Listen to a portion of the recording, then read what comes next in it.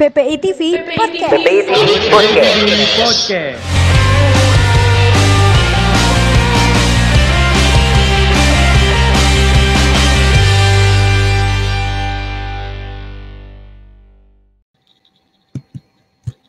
PPI TV Podcast.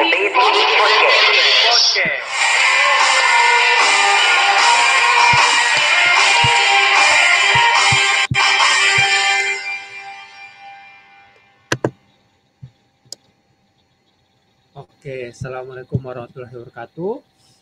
Ya, selamat pagi semuanya dari Arab Saudi. Saya host PPTV Podcast kali ini, Rama Rizana dari Arab Saudi. Kali ini kita di episode PPTV Podcast kali ini kita akan membahas seputar perempuan karena kebetulan kan tanggal 8 Maret yang lalu atau minggu lalu ini belum lama kita ada Hari Perempuan Internasional. Nah, bersama saya di sini ada Prof. Eus Sunarti. Beliau adalah guru besar di Institut Pertanian Bogor, profesor di bidang ketahanan dan pemberdayaan keluarga. Assalamualaikum Bunda, saya manggilnya Bunda ya nih Bun. Ya, waalaikumsalam warahmatullahi wabarakatuh. Ya, gimana kabarnya nih Bun? Alhamdulillah baik. Jadi ngomong-ngomong dulu sedikit nih sebelum kita bahas tentang tema kita. Di Indonesia gimana nih sekarang Bun kondisinya? Di tengah Ya ini corona ini. Iya. Corona semakin sudah mulai menyadarkan banyak orang untuk lebih hati-hati. Walaupun terlambat tapi tetap ya lebih baik. Iya. Nah, kalau di Saudi sendiri ini udah kemarin lah ya. Udah bisa bilang lockdown lah gitu. Bahkan dalam maksimal 15 Maret bagi warga negara Saudi dan pemegang resident permit harus sudah balik ke Saudi. Oke. Nah, sedikit profil tentang Bunda Eus. Prof. Eus Sunarti ya selain tadi profesor di bidang ketahanan dan pemberdayaan keluarga. Beliau juga inisiator, pendiri, dan juga ketua Perkumpulan Penggiat Keluarga atau GIGA Indonesia sejak 2014 dan juga inisiator Gerakan Kebaikan Keluarga Indonesia. Nah, Bunda Eus ini adalah salah satu akademisi ya yang mengajukan permohonan ke Mahkamah Konstitusi atau MK untuk memperluas cakupan KUHP agar secara eksplisit melarang zina, perkosaan, dan juga cabul sama jenis. Dan juga beliau menjadi salah satu orang yang mengkritisi RUU PKS. Itu ya Bun ya sekilas. Iya betul, cukup. Baik, jadi kita kali ini kan membahas tentang Hari Wanita Internasional atau Hari Perempuan Internasional. Nah, menurut Bunda Eus sendiri nih sebagai seorang perempuan ini, bagaimana sih sebenarnya pandangan Bunda terhadap Hari Perempuan Internasional nih, khususnya terhadap apa yang terjadi di Indonesia? Baik, sebetulnya di Indonesia kan ada Hari Kartini ya. Hari Kartini itu juga bicara tentang Hari Perempuan, Hari Pemberdayaan Perempuan. Jadi seorang Kartini menjadi tokoh ya tentang bagaimana perempuan punya keberdayaan dan bisa memberikan manfaat bagi lingkungannya. Ada lagi Hari Ibu. Nah, kalau Hari Perempuan Internasional atau kita singkat menjadi HPI, tentunya tidak lepas dari sejarahnya. Kita harus tahu juga bagaimana sebetulnya sejarahnya dari International Women's Day atau HPI itu. Itu kan diawali tahun 1909 di New York, 28 Februari ada demo yang dilakukan oleh Partai Sosialis Amerika Serikat. Nah, itu yang pertama sekali. Kemudian tahun 1917 pada 8 Maret itu ada demo yang dilakukan oleh para perempuan di Petrograd dan ini memicu terjadinya revolusi Rusia sehingga kemudian HPI secara resmi dijadikan sebagai hari libur nasional di Soviet di Rusia pada tahun 1917 dan dirayakan secara luas di negara sosialis maupun komunis. Jadi sejarahnya HPI itu berkaitan dengan gerakan atau demo dari Partai Sosialis, kemudian juga dilakukan di negara sosialis maupun komunis. Tahun 77, HPI diresmikan sebagai perayaan tahunan oleh PBB dan dikenal sebagai hari untuk memperjuangkan hak perempuan dan mewujudkan perdamaian dunia. Itu sejarahnya, artinya bahwa terkait dengan tuntutan perempuan agar setara, karena tidak menginginkan adanya kelas sosial, jadi harus sama rata begitu ya. Dan itu senada dengan tuntutan-tuntutan yang dilakukan oleh para pendemo, itu adalah menuntut untuk kesetaraan, kemudian anti patriarki, sangat membenci patriarki gitu ya, karena itu adalah penindasan bagi perempuan dan sebagainya. Nah, jadi sejarahnya seperti itu, dan nampaknya juga senada dengan demo-demo yang dilakukan sekarang ini. Nah, di Indonesia beberapa tahun belakangan ini memang terlihat sekali demo itu dilakukan secara konsisten tiap tahun, dan juga terlihat ada penambahan jumlah orang-orang yang ikut march, long march dari beberapa titik di Jakarta begitu ya. Nah, yang menarik adalah pada saat demo itu atau diwarnai juga oleh bendera-bendera LGBT. Tuntutan untuk LGBT diterima sebagai hak asasi manusia, diterima secara penuh, secara legal, kemudian juga tuntutan terhadap otonomi perempuan, otonomi tubuh perempuan. Sehingga kemudian muncullah jargon-jargon yang mungkin tidak pernah kita dengar beberapa tahun sebelumnya. Ya, jadi tentang otonomi tubuh perempuan, ya my body is mine begitu ya. Walaupun ya semua orang tahu bahwa tubuhku adalah tubuhku, tapi makna di situ adalah jangan pernah ada negara atau pemerintah mengatur, atau ya negara lah ya, mengatur tentang hak privat perempuan, termasuk bagaimana berpakaian, kemudian bagaimana orientasi seksualnya, bagaimana gender identity-nya, gender expression-nya. Nah, itu mereka menolak untuk diatur. Jadi yang dikenal dengan SOGI, Sexual Orientation and Gender Identity and Expression, itu muncul di dalam demo-demo di Hari Perempuan. Itu yang terlihat sekali ya. Jadi memang gender equality menjadi muncul di sana, kesetaraan gender, tuntutan untuk mengesahkan rancangan undang-undang penghapusan kekerasan seksual juga sangat disuarakan di sana. Dan di tahun 2020 ada yang baru, yaitu adalah tuntutan untuk penolakan terhadap rancangan undang-undang ketahanan keluarga, karena dianggap sebagai keluarga ini dianggap sebagai lembaga yang melanggengkan patriarki. Nah, patriarki dianggap sebagai satu situasi yang menyebabkan perempuan itu tidak maju, terbelakang, tertindas, termarginalkan. Ini yang menjadi gerakan mereka. Itu sementara. Oke. Nah, jadi lumayan miris juga Bun, di tengah mungkin beberapa aksinya mereka gitu ya. Para perempuan ini malah ternyata juga ada unsur-unsur lain gitu, kayak misalnya tadi ya Bunda bilang ada juga aksi terhadap pendukung LGBT dan sebagainya, dan ya juga miris sih. Dan tadi Bunda juga bilang masalah upaya mereka juga menolak tuh RUU Ketahanan Keluarga. Nah, tadi mungkin sebelum kita live kita sempat bahas juga nih Bun, ini kan masih dalam proses pembahasan di Badan Legislatifnya DPR ya, Komisi 8. Nah, itu sebenarnya RUU Ketahanan Keluarga ini apa nih Bun?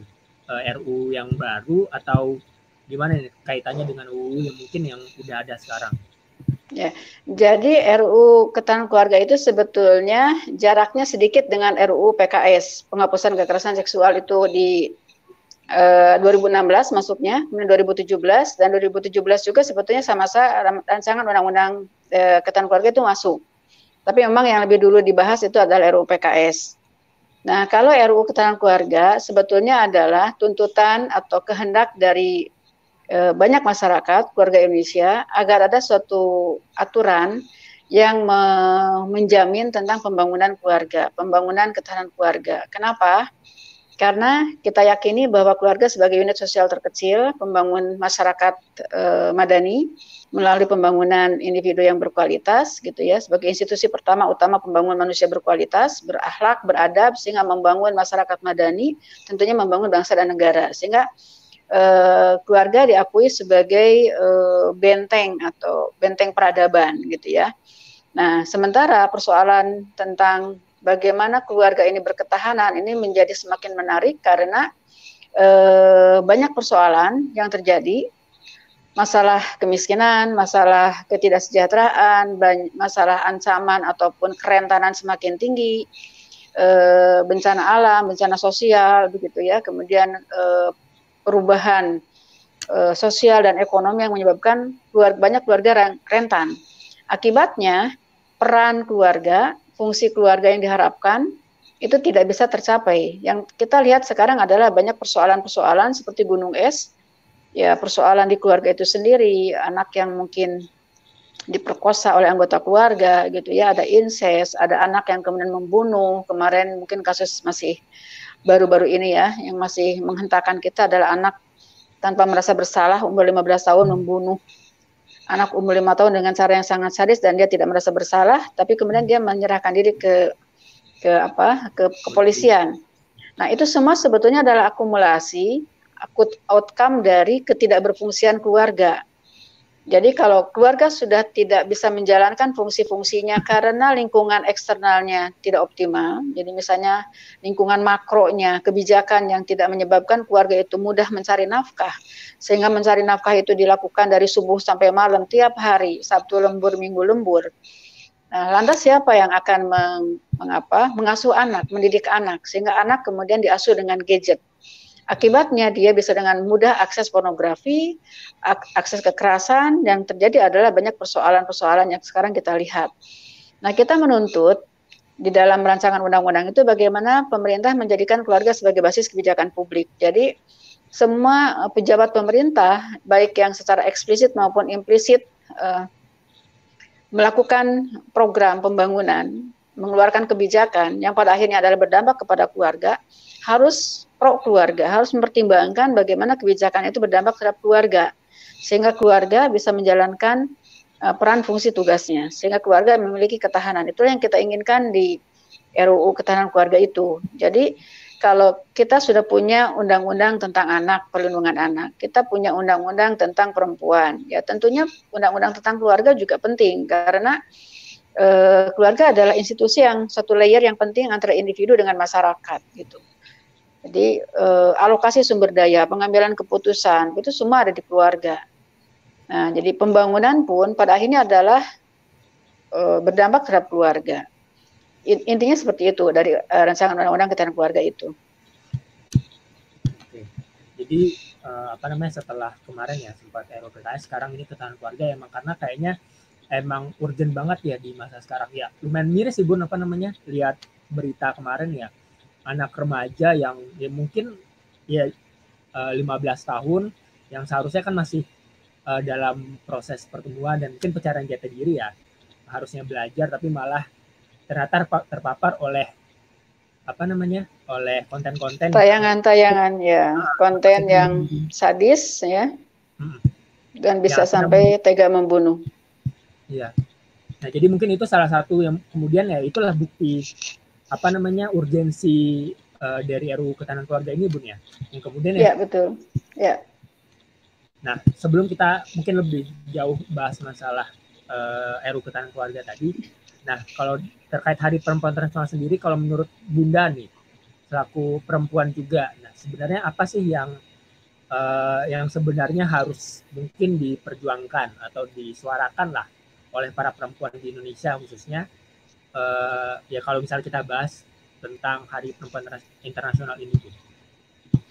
Ya sebetulnya kalau dari labelnya kan Hari Perempuan, bahwa perempuan merayakan untuk mengingatkan bagaimana agar lebih berdaya, punya kemandirian, kualitas hidup yang lebih baik, sehingga kemudian juga bisa berkontribusi dan menjalankan peran-perannya, fungsinya, statusnya.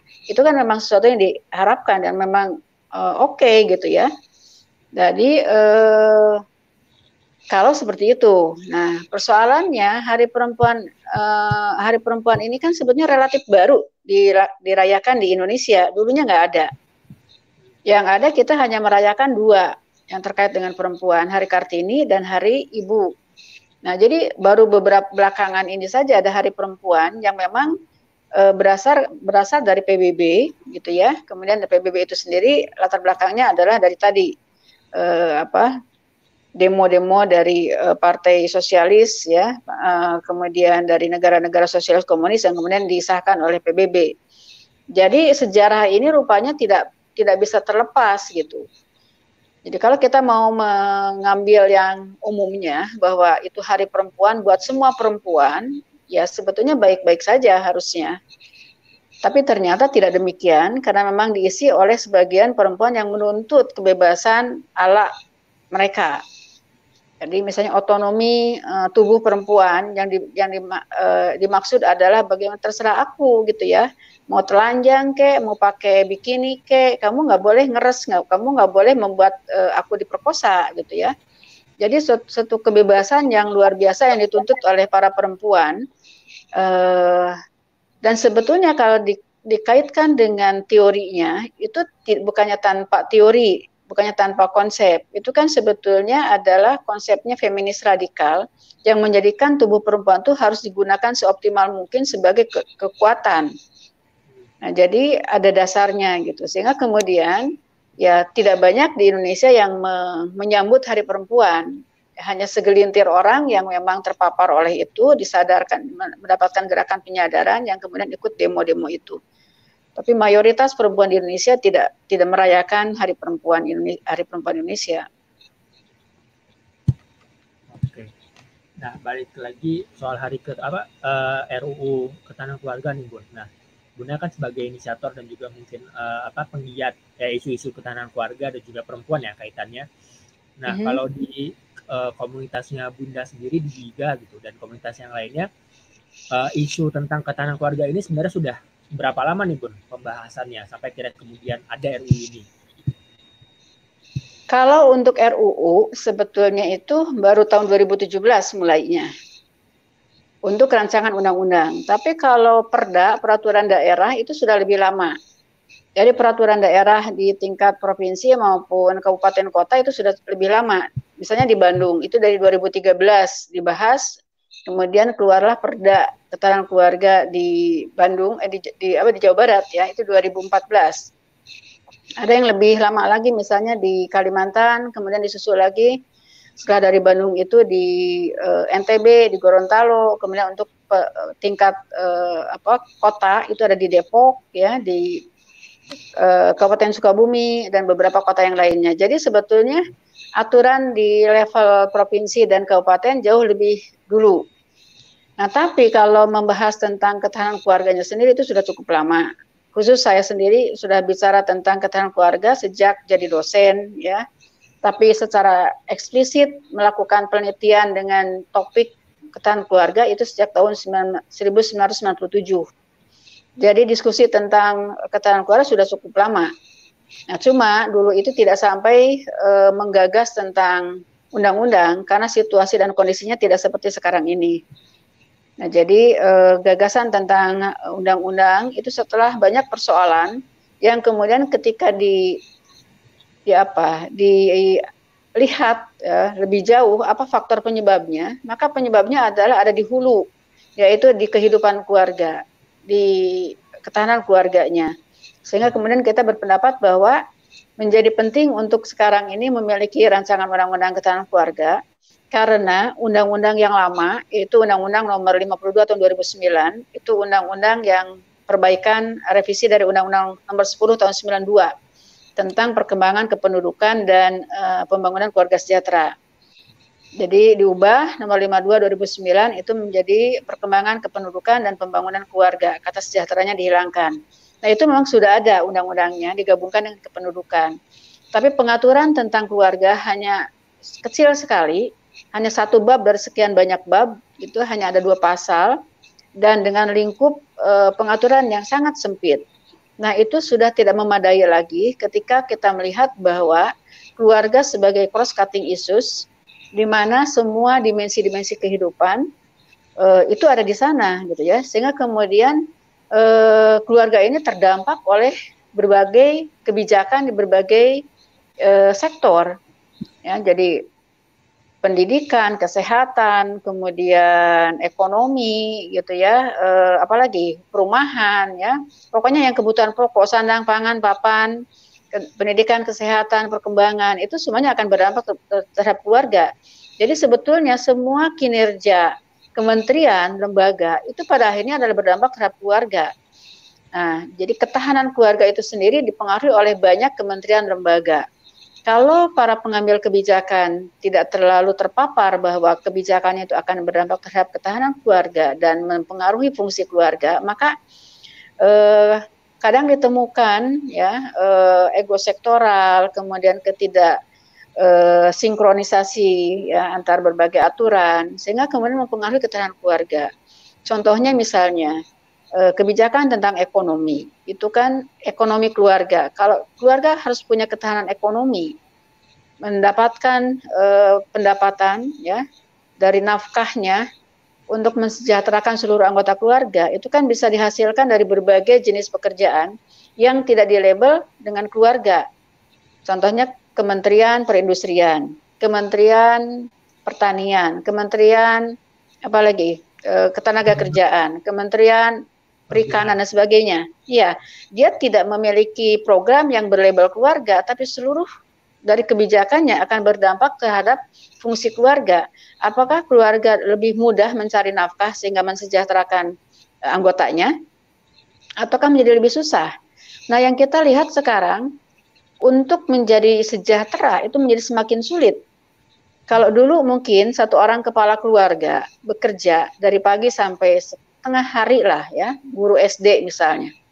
Istrinya tidak kerja, punya 2 anak, itu masih bisa mensejahterakan anggota keluarga yang 4 itu, mensekolahkan sampai level SMA misalnya dulu ya. Karena dulu mungkin untuk menjadi sarjana itu masih sangat sedikit, ditopang oleh beasiswa institusi gitu ya. Nah sekarang untuk menjadi sejahtera, menanggung beban 1 istri 2 anak atau 4 anggota keluarga dengan suami, itu kalau hanya guru setengah hari ya, itu sudah nggak bisa. Sehingga kemudian mau nggak mau istri harus kerja. Si suami juga kerjanya menjadi full time, si istri menjadi full time. Akibatnya ada fungsi-fungsi yang tergeser, misalnya fungsi agama, fungsi pendidikan, sosialisasi, fungsi perlindungan. Nah, akibatnya anak sebagai subjek pembangunan yang harusnya mendapatkan perhatian, sekarang ini cenderung terabaikan dan digantikan oleh agen-agen yang lain, misalnya sekolah, kemudian kursus. Nah, di waktu-waktu yang kosong mereka kemudian diisi oleh gadget dengan era digital sekarang ini. Akibatnya apa? Tidak bisa lagi kita kontrol. Anak itu memiliki memiliki pertimbangan, memiliki pengetahuan, memiliki persepsi tentang sesuatu, nilai-nilai, attitude ya. Itu dari mana? Lebih banyak dari media. Karena kemudian kontrol dari keluarga menjadi sangat sedikit. Nah, ini yang menyebabkan berbagai efek samping yang negatif sehingga muncullah berbagai persoalan yang mengkhawatirkan yang kita lihat sekarang ini. Jadi, kalau kita ingin membuat keluarga punya ketahanan, ternyata dibutuhkan semua kementerian lembaga yang akhirnya kemudian dari kebijakan yang mempengaruhi keluarga, bagaimana keluarga bisa berketahanan. Oke. Nah, Mungkin demikian. Emang berarti kalau misalnya tadi ya, kondisi sekarang ini emang sangat membutuhkan banget ya undang-undang yang memang mengatur ketahanan keluarga, dan emang gunanya nanti bagaimana akhirnya kemudian keluarga itu berdaya dan akhirnya bisa berimplikasi positif terhadap berbagai sektor ya Bun ya. Ya, jadi ada 4 sebetulnya yang ada 4 spirit dari rancangan undang-undang ketahanan keluarga menurut saya. Yang pertama adalah menjadikan keluarga sebagai basis kebijakan publik tadi. Jadi seluruh pejabat pemerintahan maupun yang private sector gitu ya, harus memikirkan semua tindakannya, kebijakannya, programnya itu pasti akan berdampak terhadap keluarga. Jadi walaupun programnya apalah, tidak ada labelnya keluarga, tapi kemudian ketika itu akan berdampak terhadap keluarga, maka dia harus concern apakah itu akan meningkatkan ketahanan atau akan meningkatkan kerentanan. 1. Yang kedua, itu harus holistik dan harus komprehensif. Karena rancangan undang-undang ini merupakan revisi dari atau perluasan ya dari undang-undang yang lama yang hanya mengatur sebagian kecil dari aspek ketahanan keluarga. Nah, jadi harus holistik mengatur keseluruhan dimensi kehidupan di dalam keluarga sehingga ada ketahanan fisik ekonomi, ada ketahanan sosial, ada ketahanan psikologis. Dan dari mulai sifatnya ditarik ke hulu. Jadi bagaimana membangun ketahanan keluarga agar punya fungsi pencegahan terhadap hal-hal yang tidak diinginkan. Jadi bukan undang-undang yang sifatnya kuratif. Jadi kalau ada masalah ditangani gitu ya, bukan. Tapi ini lebih pada ke hulu bagaimana supaya keluarga itu didorong punya ketahanan agar tidak terjadi hal-hal yang tidak diinginkan. Nah, jadi ada bersifat holistik dan komprehensif. Yang ketiga adalah spirit yang ketiga adalah pembangunan wilayah ramah keluarga dan pekerjaan ramah keluarga. Ini menjadi penting karena supaya semua fungsi, peran, tugas keluarga itu bisa dilaksanakan oleh suami istri, oleh orang tua, maka penting agar mereka bisa bekerja dekat dari rumahnya. Bagaimana pembangunan wilayah yang mensejahterakan, sehingga setiap keluarga itu tidak jauh untuk mencari nafkah dari rumahnya, sehingga kemudian bisa menjalankan fungsi-fungsi yang lainnya. Karena sekarang orang bekerja itu bisa full time dari subuh sampai malam, sehingga kemudian fungsi-fungsi yang lainnya itu tidak bisa dijalankan. Tapi kalau misalnya pembangunan wilayah itu berbasis keluarga, ramah terhadap keluarga, maka orang bisa dengan bekerja tidak full time, dengan mungkin hanya sekitar sampai sore hari, tapi bisa mensejahterakan. Karena tidak habis waktu di jalan, gitu ya, di perjalanan pulang balik kadang-kadang dari Bogor, Jakarta aja bisa sampai 4 jam, bisa sampai 6 jam kadang-kadang dengan kemacetan. Tapi kalau misalnya pembangunan itu berbasis suatu wilayah yang mensejahterakan, maka orang akan merasa nyaman tinggal di suatu wilayah, ya, walaupun mungkin tidak terlalu tidak terlalu wah gitu fasilitasnya, tapi fasilitas dasar itu terpenuhi, ya, pendidikan, kesehatan, energi, gitu ya, transportasi untuk rekreasinya juga ada, sehingga kemudian semua fungsi-fungsi itu dijalankan. Nah, keberfungsian inilah yang menentukan semua anggota keluarga itu bahagia dan sejahtera dan memuaskan, sehingga tidak terjadi efek samping yang tidak diinginkan seperti perilaku-perilaku menyimpang. Kemudian yang berikutnya adalah pekerjaan ramah keluarga. Jadi pekerjaan ramah keluarga itu adalah bagaimana mendorong agar pekerjaan itu berbasis output, ya, jadi output oriented. Jadi bagi pekerjaan-pekerjaan yang memang harus menuntut kehadiran itu memang harus demikian. Jadi misalnya kayak customer service harus menghadapi orang, ya dia harus hadir gitu ya. Tapi mungkin ada sekitar 20%, 25% pekerjaan itu yang sebetulnya tidak harus orang tuh selalu hadir. Rapat-rapat sudah dikurangin, bisa dengan menggunakan Skype dan sebagainya gitu ya, sehingga kemudian lebih berbasis kepada output. Jadi bagaimana supaya seorang istri yang juga punya kapasitas, punya kompetensi untuk bekerja, tapi juga dia ingin sambil ngurus anak, ingin sambil memperhatikan anak gitu ya. Itu mungkin misalnya dengan bekerja input data, analisis data atau menulis gitu ya. Mungkin dia tidak harus datang tiap hari atau tidak harus full time setiap hari bekerja. Jadi cukup misalnya setelah anak masuk sekolah, dia ke kantor, dia mengerjakan yang sifatnya harus dilakukan on the spot di kantor gitu ya. Pulang lebih awal, kemudian dia bisa mengerjakan di rumah sambil juga mengerjakan fungsi-fungsi yang lainnya. Nah, itu sebetulnya harus dibuka peluang itu, terutama bagi para keluarga muda yang kemudian support sistemnya masih sangat sedikit. Jadi orang tuanya sudah nggak dekat rumahnya gitu ya, bukan extended family tapi nuclear family, mencari pembantu susah, mencari yang mendukung untuk dia bisa bekerja susah gitu, tapi dia sebenarnya ingin mengaktualisasikan diri. Nah, dengan disediakannya pekerjaan ramah keluarga, mungkin setiap kantor bisa menyediakan berbagai posisi untuk itu, terutama bagi anak-anak, bagi ibu muda yang masih ingin menyusui aksi eksklusif gitu ya, bukan dengan diberikan oleh sendok tapi menyusui. Nah, itu sangat dimungkinkan. Ini yang sebetulnya kita dorong dalam rancangan undang-undang ketahanan keluarga itu. Jadi pembangunan wilayah ramah keluarga, pekerjaan ramah keluarga. Pembangunan wilayah ramah keluarga itu bagaimana mengoptimalkan sumber daya yang ada gitu ya. Jadi dengan daya dukung alam dipelihara, daya tampung lingkungan dipelihara, carrying capacity-nya dipelihara, sehingga kemudian comparative advantage-nya dipelihara, competitive advantage-nya dicari gitu ya. Setiap wilayah punya kekhasan produk-produk yang bisa dikembangkan sehingga ekonominya maju.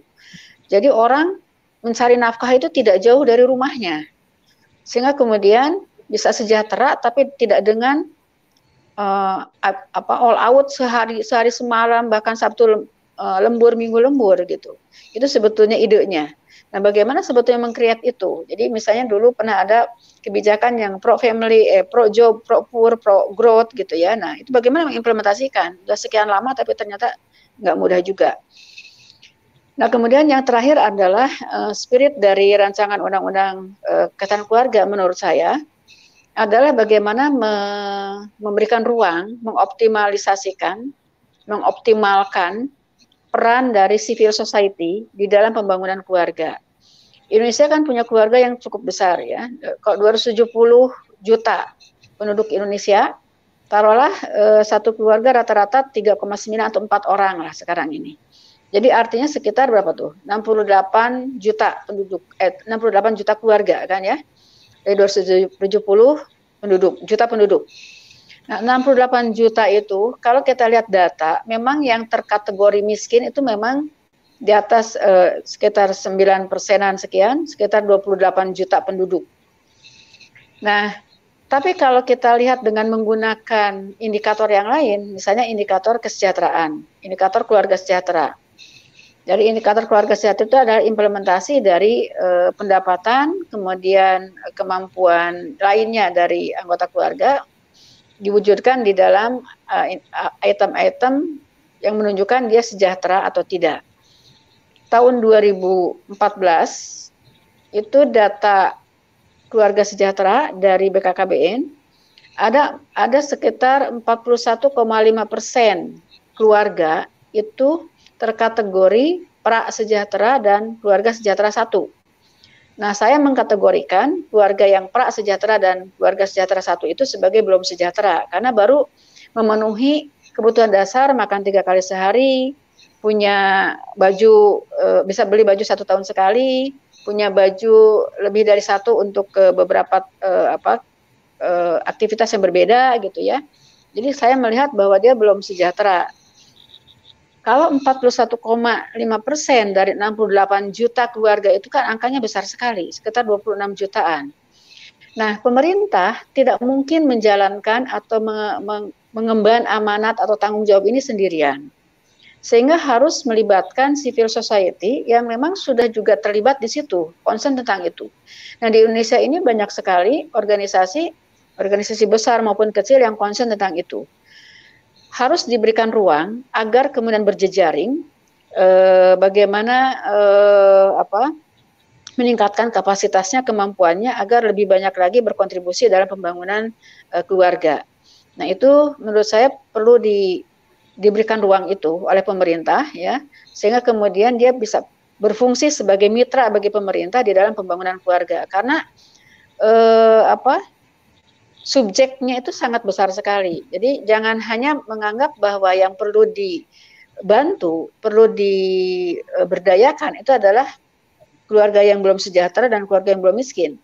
Persoalan yang bukan karena ekonomi pun banyak terjadi di keluarga-keluarga yang menengah. Jadi kalau keluarga miskin persoalannya adalah persoalan ekonomi, kalau keluarga yang menengah, bahkan keluarga atas, persoalannya bukan lagi ekonomi, tapi persoalan misalnya interaksi, persoalan konflik, persoalan kenapa perceraian juga tinggi di sana, ya, persoalan pengabaian terhadap anak. Jadi semua lapisan keluarga itu, walaupun dengan status sosial yang berbeda, tetap aja punya masalah yang juga harus dibantu. Nah, inilah yang perlu di-address di dalam rancangan undang-undang ketahanan keluarga. Jadi paling tidak 4 spirit tadi yang perlu diperhatikan di dalam RUU ketahanan keluarga. Itu yang sedang kita perjuangkan agar RUU ini dilanjutkan, ya, diterima sebagai inisiatif DPR untuk kemudian dilanjutkan pembahasannya. Oke. Ya, menarik sih 4 spirit tadi ya, terutama masalah semua pembangunan lah ya, proses pembangunan itu emang berdasarkan ya pertimbangan keluarga itu menjadi salah satu faktor utama. Menjadi basis kebijakan ya. Iya. Nah, kalau saya sempat ya telusuri lah Bun ya, ini komentar-komentar atau mungkin artikel-artikel terkait RUU ini bahkan ada yang bilang RUU ketahanan keluarga ini adalah warisan dari Orde Baru. Nah, kalau dibilang tadi ada yang bilang masalah Orde Baru. Nah, menarik nih kalau misalnya perspektif Bunda nih sebagai orang yang mungkin Bunda kan tadi bilang juga ini kemudian kenapa akhir-akhir ini gitu atau masa-masa sekarang ini penting adanya rekrutan keluarga ini ya karena memang tadi ya ada banyak kasus atau kejadian yang ya tadi yang mengharuskan ada kebijakan-kebijakan yang berdasarkan atau berpijak ya salah satu basisnya adalah keluarga. Dan mungkin tadi ya ada banyak juga misalnya kasus-kasus seperti misalnya kehilangan sosok ayah atau mungkin figur ibu yang mungkin kemudian terlalu sibuk tadi ya seperti Bunda bilang ya dari pagi sampai malam bahkan tidak jarang ketemu pagi lagi baru ketemu lagi anak-anaknya. Nah kalau misalnya dikaitkan dengan ada artikel yang bilang RUU ini adalah warisan Orde Baru. Nah kalau perspektif Bunda sendiri gimana sih sebenarnya dibandingkan dengan masa-masa yang lampau gitu atau bahkan bisa dibilang Orde Baru dalam hal keluarga ini sebenarnya bagaimana dulu gitu sehingga itu berbeda jauh dengan sekarang dan kemudian ini sangat diperlukan bagaimana mungkin dulu kebijakan negara atau mungkin pola asuh keluarga dibandingkan sekarang Bu. Saya kurang paham kenapa disebut kebijakan warisan Orde Baru ya. Selama Orde Baru pun selama itu adalah hal-hal yang baik, kenapa harus kita tolak? Gitu. Nah, terus kemudian ada kehendak dari segelintir elit yang ingin mengubah bentuk keluarga. Itu yang nyata. Berkeluarga itu dibangun atas pernikahan yang sah.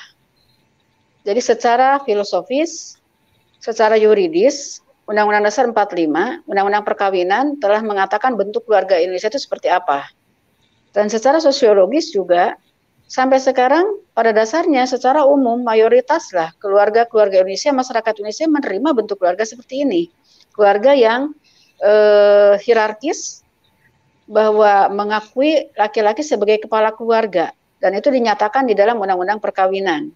Nomor 1 tahun 74 yang kemarin diubah menjadi Undang-Undang nomor 16 kalau nggak salah tahun 2019 ya dengan adanya satu pasal yang diubah. Nah, itu kan secara kokoh sudah mengakar di dalam kehidupan Indonesia, keluarga Indonesia. Apanya yang salah? Dan itu dipilih dan kemudian diterima ya dijalankan secara penuh oleh para keluarga Indonesia gitu. Dan undang-undang perkawinan itu adalah mengakomodasi dari seluruh aturan-aturan perkawinan dari berbagai agama dan juga budaya yang diterima, ya, sehingga kemudian diberikan ruang di sana. Artinya, kalau penduduk Indonesia adalah mayoritas Islam, Muslim, juga memang sudah menjadikan undang-undang perkawinan itu adalah mengakomodir aturan-aturan agama yang memang diharuskan di dalam membangun keluarga lewat pernikahan yang sah. Jadi ini menjadi sangat membingungkan ketika di akhir-akhir ini ada segelintir elit yang kemudian ingin mengubah keluarga Indonesia dengan menolak ya bentuk hierarkisnya dari keluarga, adanya struktur. Jadi struktur itu adalah ada sebagaimana dalam suatu sistem. Sebagaimana dalam suatu organisasi ada struktur, ketua, wakil, sekretaris, bendahara, anggota, gitu ya. Di masyarakat juga ada ketua RT, ada ketua RW, ada kepala desa, ada macam-macam, ada presiden. Di organisasi juga ada ketua, ada wakil, ada direktur dan sebagainya. Itu biasa saja. Sebagai halnya memang kebutuhan untuk sebuah sistem itu berfungsi. Nah, di dalam keluarga struktur itu diperlukan agar semua fungsi, peran, tugas itu bisa dijalankan. Struktur yang menempatkan laki-laki sebagai kepala keluarga bukan berarti menyebabkan laki-laki itu kemudian dengan sekehendak hatinya kemudian mendiskriminasi perempuan. Tidak ada larangan juga bagi perempuan untuk mengaktualisasikan diri. Dan kedudukan laki-laki dan perempuan, suami dan istri sebagaimana di dalam undang-undang perkawinan itu adalah setara, seimbang ya. Dan kemudian tidak ada larangan bagi istri untuk juga mengaktualisasikan diri. Bahkan hak ekonomi istri di dalam undang-undang perkawinan itu dilindungi. Hartanya, kemudian harta gonogini maupun harta warisannya, harta pribadinya itu harus dilindungi. Itu sangat jelas. Jadi tidak ada hal yang harus dikhawatirkan dengan pernyataan bahwa laki-laki sebagai kepala keluarga dan istri adalah sebagai ibu yang mengurusi rumah tangga. Ibu yang mengurusi rumah tangga itu bukan berarti dia hanya boleh itu. Enggak demikian. Jadi dia lebih kepada pembagian peran utama, pembagian fungsi utama, pembagian tugas utama. Artinya bisa melakukan fungsi-fungsi yang lain. Ayah sebagai pencari nafkah utama, tapi juga dia bertanggung jawab. Bahkan sebetulnya tanggung jawabnya sangat besar untuk pendidikan anak. Nah, jadi ini ada kesalahan cara pandang ketika kemudian mendengar bahwa laki-laki sebagai kepala keluarga seakan-akan langsung diasumsikan bahwa dia akan mendominasi, menyebabkan perempuan terpuruk dan tertindas. Enggak juga, masyarakat ini sudah menerima itu dan kemudian kontribusi perempuan di dalam pembangunan sangat dibuka luas. Dan jangan lupa bahwa kontribusi di dalam pembangunan bukan hanya di dalam sektor ekonomi. Bagi perempuan bahwa dia mengasuh, mendidik anak, menyusui aksi eksklusif sehingga anak kemudian memiliki gizi yang baik, terbangun attachment, secure attachment, bonding attachment, itu bukannya sesuatu yang sangat berharga untuk menjadikan seseorang punya kepribadian yang baik. Ya, jadi perkembangan kepribadian itu diawali oleh secure attachment, bonding attachment antara orang tua dengan anak, terutama adalah ibu ketika menyusui. Kalau itu tidak dianggap berharga, maka apalagi yang dianggap berharga dalam hidup ini oleh mereka, kecuali adalah soal ekonomi dan kekuasaan. Nah, di dalam agama yang kita anut, kami anut, ya orang Muslim anut di Indonesia, dan itu adalah secara konstitusional. Itu konstitusional begitu ya, ada dasarnya dalam Undang-Undang Dasar 45, hak untuk beragama, hak untuk menyatakan mengikuti kepercayaan, kemudian oleh Undang-Undang Perkawinan itu secara konstitusional, secara yuridis itu kokoh, dan kemudian secara sosiologis itu mengakar dalam kehidupan sehari-hari. Jadi bukan hanya bukan hanya peninggalan dari Orde Baru. Itu adalah memang sebagaimana awalnya kehidupan yang diterima oleh masyarakat Indonesia, ya seperti itu. Dan tidak ada alasan untuk diubah. Gitu. Apalagi ketika masyarakat Indonesia secara umum mayoritas masih menghendaki itu. Ya, kalau misalnya kita melakukan survei di masyarakat-masyarakat, para ibu-ibu pengajian, kemudian masih menginginkan kok laki-laki sebagai kepala keluarga, bukan untuk bahwa dia menindas atau kemudian dia tiba-tiba menjelma seseorang yang kemudian punya kemuliaan yang lebih tinggi, tidak. Karena kita mengenal kata kemuliaan itu bisa didapatkan oleh siapapun melalui jalan apapun. Nah, itu yang menyebabkan perbedaan cara pandang ya antara pihak yang ingin mengubah bentuk keluarga Indonesia dengan nilai-nilai yang baru yang anti patriarki. Nah, anti patriarki ini didasari oleh dasar bahwa kalau patriarki itu sama dengan tidak setara, karena memang tuntutannya adalah kesetaraan gender. Kesetaraan gender ditunjukkan oleh tuntutan oleh para feminis adalah bagaimana supaya punya kesetaraan antara suami dan istri di dalam hak ekonomi. Nah, jadi bagaimana masuk ke sektor publik dan memperoleh ekonomi yang setara sama dengan jumlah yang sama, itu yang membedakan. Nah, sementara keluarga yang di Indonesia selama ini adalah keluarga yang menganut hierarki struktural fungsional dan pengakuan atau mengakui dan menerima pembagian peran dan fungsi tugas antara suami dan istri. Oke. Nah, tadi kaitannya kan tadi Bunda juga bilang yang mungkin menjadi concern utama mereka yang mungkin menolak diatur lah bahasanya ya, diatur ketahanan keluarga ini, mereka ingin hierarki keluarga itu dihilangkan. Nggak usah diatur-atur lah, bebas aja lah gitu. Ya. Apakah mereka kemudian tidak memikirkan Bun ya kenapa dampaknya kepada anak? Ya, itu gimana ya, Bun? Itu dia. Ya, jadi intinya adalah ketika ada tuntutan itu, jangan usah diatur-atur. Biarin aja, flow aja, itulah persoalannya. Ketika tidak ada pembagian peran, fungsi, dan tugas, maka kehidupan berjalan seperti apa adanya. Kemudian yang penting adalah bagaimana dengan anak. Ya, kalau misalnya perempuan tidak menikah, atau perempuan menikah, atau keluarga yang memang tidak ingin punya anak, mungkin tidak akan menjadi masalah. Dua-duanya full time kerja siang malam karena memang kesepakatannya seperti itu, mungkin tidak akan jadi masalah. Tapi mayoritas orang berkeluarga, orang menikah berkeluarga itu masih menginginkan punya anak gitu. Nah, kalau menginginkan punya anak, anak adalah harta yang sangat berharga dalam keluarga. Dia adalah individu yang kemudian menuntut bagaimana tanggung jawab keluarga untuk memenuhi hak mereka, hak untuk tumbuh, hak untuk bertumbuh, dan hak untuk berkembang secara optimal. Untuk tumbuh dan berkembang kan tidak bisa dibiarkan, tidak bisa juga diserahkan kepada orang lain. Perlu ada orang yang mengawal itu, dan justru dibutuhkan orang-orang dengan kompetensi yang tinggi, dengan kemampuan yang baik, ya gitu, dengan pengetahuan yang luas untuk membesarkan seorang anak. Bahkan kadang-kadang tidak cukup, dia harus membentuk satu sistem, satu lingkungan dengan masyarakatnya, dengan pertetanggaan dan sebagainya untuk membesarkan seorang anak. Karena seorang anak memerlukan stimulus. Stimulus itu rangsangan-rangsangan yang paling optimal untuk mereka tumbuh dan berkembang secara optimal, untuk menjadi seseorang yang akan kita harapkan menjadi penerus kita. Nah, itu persoalannya. Jadi kalau misalnya tuntutan kesetaraan dalam bentuk kontribusi ekonomi yang sama dan sama sekali tidak memikirkan bagaimana anak yang memang harus ada orang yang menangani itu, itulah sebetulnya bolongnya dari tuntutan-tuntutan anti patriarki atau penuntutan kesetaraan gender selama ini. Nah, ya kaitannya juga nih terhadap isu yang kita bahas kali ini atau topik pembahasan di podcast kita kali ini kan tadi Bunda sempat menyinggung juga masalah kesetaraan gender. Nah, kan banyak banget mungkin aksi-aksi mereka ingin kesetaraan gender dan sebagainya.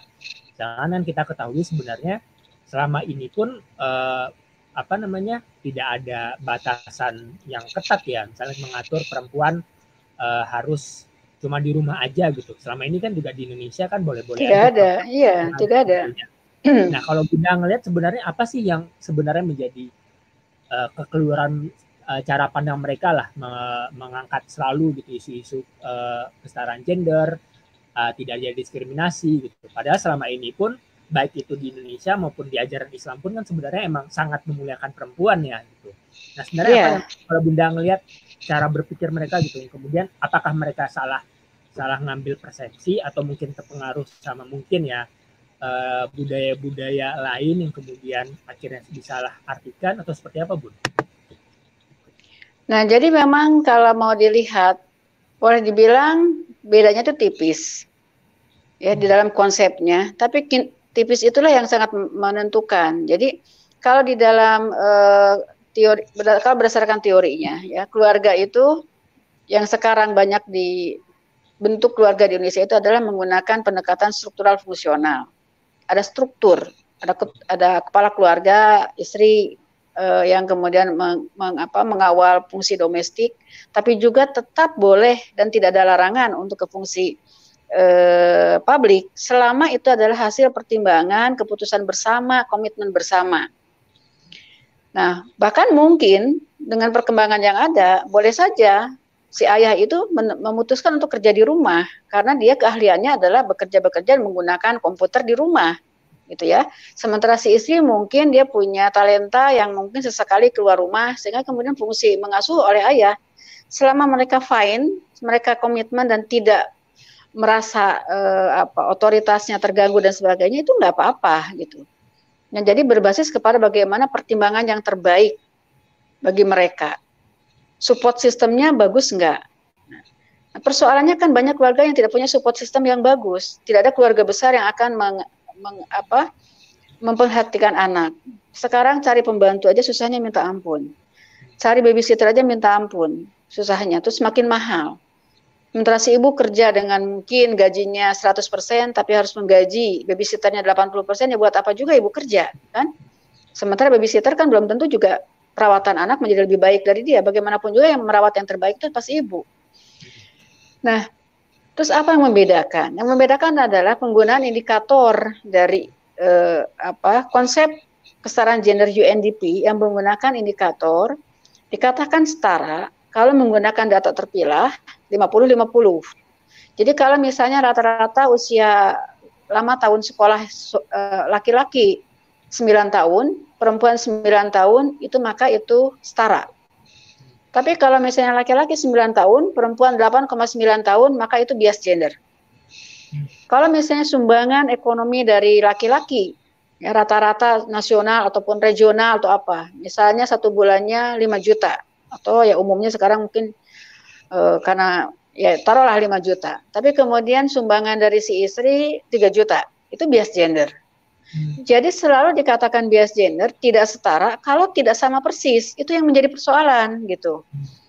Nah, kalau untuk pendidikan dan kesehatan, ya semua laki-laki perempuan harus sehat-sehatnya, harus setinggi-tingginya pendidikan. Mau si istri mau bekerja di sektor publik ataupun di rumah mengambil keputusan menjadi ibu gitu ya. Dia juga harus cerdas, dia juga harus punya pengetahuan yang banyak. Bagaimana dia mengelola sumber daya yang terbatas dengan kebutuhan yang banyak juga harus punya kemampuan itu. Nah, tapi yang menjadi titik kritisnya adalah ketika penilaian sumbangan ekonomi. Jadi kalau si istri tidak bekerja karena tidak menyumbangkan ekonomi, maka dikatakan tidak setara. Itu bias gender, itu terdiskriminasi. Itu perempuan tidak maju, perempuan terpuruk. Itu asumsi itu yang selalu diangkat. Jadi perempuan termarginalkan. Padahal dari para perempuan yang menjadi istri, yang menjadi ibu, itu ada yang menjalankannya dengan sepenuh hati kok. Dengan penuh hati. Saya mau jadi ibu karena saya ingin membesarkan anak saya gitu ya. Nah, itu sama sekali tidak diakomodir di dalam konsep kesetaraan gender. Halo? Ya, halo Bun. Ya, jadi pembedanya adalah penggunaan indikator. Dengan indikator UNDP 50-50, jadi sehingga perempuan harus masuk kerja untuk memenuhi kuota itu, untuk memenuhi indeks itu. Jadi namanya Gender Development Index dan Gender Empowerment Measurement. Jadi banyak orang yang kemudian dibuat gerakan penyadaran bahwa perempuan itu tidak berharga, tidak berkualitas kalau tidak masuk ke sektor publik dan tidak menyumbangkan ekonomi yang sama. Nah, sementara hak perempuan untuk kemudian memutuskan hidupnya apakah dia mau bekerja atau tidak bekerja itu tidak diakomodir sama sekali di sana. Sehingga kemudian yang jelas adalah penegasian sektor domestik. Domestik itu nggak berharga, ya gitu. Padahal yang namanya di dalam hidup semuanya saling melengkapi. Ekonomi penting, tapi bukan segala-galanya, gitu. Ini yang diakui oleh teorinya struktural fungsional. Jadi artinya bahwa mencari ekonomi siapapun dari suami untuk semuanya, gitu ya. Istri mengerjakan fungsi-fungsi yang lainnya juga untuk semuanya, gitu. Nah, kalau di dalam pendekatan kesetaraan gender tidak, karena sumbangannya harus sama persis dengan data terpilah yaitu 50-50. Itu yang disebut dengan Gender Development Index, Gender Empowerment Measurement. Jadi di sana persoalannya adalah ini konsep UNDP yang menginginkan masyarakat tanpa kelas harus sama persis antara laki-laki dan perempuan, termasuk di dalam institusi keluarga. Sehingga kemudian jalan keluar yang pernah dilakukan di berbagai negara untuk memenuhi ya target kesetaraan gender adalah dengan defungsionalisasi keluarga. Jadi menghilangkan sifat feminin ibu untuk merasa dekat dengan anak dan ingin dekat dengan anak karena itu menyebabkan perempuan tidak maju, tidak masuk ke sektor publik. Sehingga kemudian fungsi-fungsi mengasuh anak dialihkan ke daycare, kemudian rumah dibuat kecil-kecil supaya ibu itu tidak repot ngurus rumah supaya bisa di sektor publik. Nah, itu beberapa proyek-proyek seperti itu sudah dilakukan seperti kibuts, gulag, kemudian revolusi daycare di Kuba. Tapi apa yang terjadi? Sifat feminin perempuan tidak bisa dihilangkan. Si ibu tetap aja pengen dekat dengan anak. Kemudian memilih pekerjaan-pekerjaan yang dekat dengan anak.